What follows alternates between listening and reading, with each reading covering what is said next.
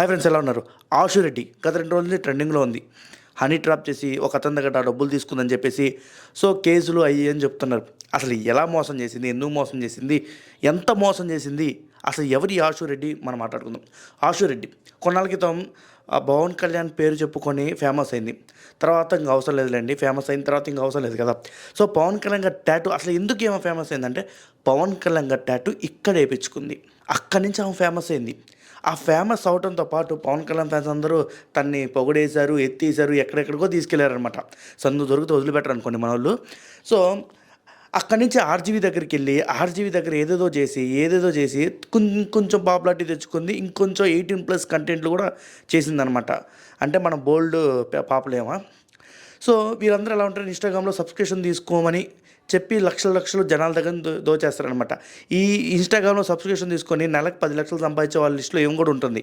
ఎవరైనా బుద్ధున్నోడు ఉంటే సబ్స్క్రిప్షన్ తీసుకోండి. అసలు ఇన్స్టాగ్రామ్ ఎలా ఒప్పుకుంటుంది న్యూడ్ కంటెంట్ చూపిస్తానంటే? అక్కడ సబ్స్క్రిప్షన్ తీసుకునే వాళ్ళు న్యూడ్ కంటెంట్ ఉంటుందనే. ఇప్పుడు మనం పాయింట్లోకి వద్దాం. అసలు ఏం జరిగింది?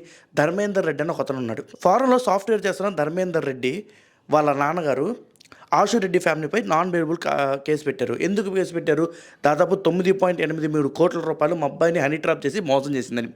ఎలా మోసం చేసింది? ఒక్కసారి కాదు, 2 సార్లు మోసం చేసింది. పెళ్లి చేసుకుంటానని. ఈ అమ్మాయి పెళ్లి చేసుకుంటా అంటే వాడు 5 కేజీలు బంగారం కొని పెట్టాడంట.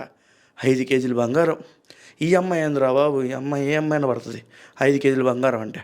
దాని తర్వాత నేను ఉండటానికి లగ్జరీ విల్లా కావాలి, లగ్జరీ అపార్ట్మెంట్ కావాలంటే అడ్వాన్స్ కూడా ఇచ్చా. 3 కోట్ల రూపాయల విల్లా తీసుకుందంట. దానికి అడ్వాన్స్ కూడా డబ్బులు ఇచ్చాడంట. తర్వాత వాళ్ళ చెల్లికి దివ్య అమ్మాయి పేరు ఏదో ఉంది, ఆ అమ్మాయికి కావాలంటే 50 లక్షల రూపాయలు క్యాష్ కూడా ఇచ్చాడంట. దాదాపు ఇలా 10 కోట్ల రూపాయలు ఎప్పుడు కావాలంటే అప్పుడు డబ్బులు ఇస్తూ ఉంటాడంట.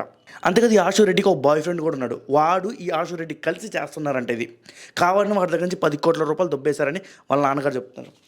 సరే వాళ్ళు అన్నారు, సరే నన్ను పెళ్లి చేసుకున్నాను. ఈ అమ్మాయి తర్వాత ఏం చేసిందంటే, నేను ఇంకా పెళ్లి చేసుకొని చెప్పిందంట, నీతో తిరగనని చెప్పిందంట.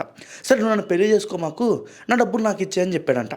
ఆ అమ్మాయి ఏం చెప్పేసింది, తిరిగి నీ మీద కేసు పెడతా, నువ్వు కనుక డబ్బులు అడుగుతానని చెప్పిందంట. తర్వాత పోలీసులు కేసు కూడా తీసుకొని ఎంక్వైరీ చేయడం మొదలుపెట్టారు.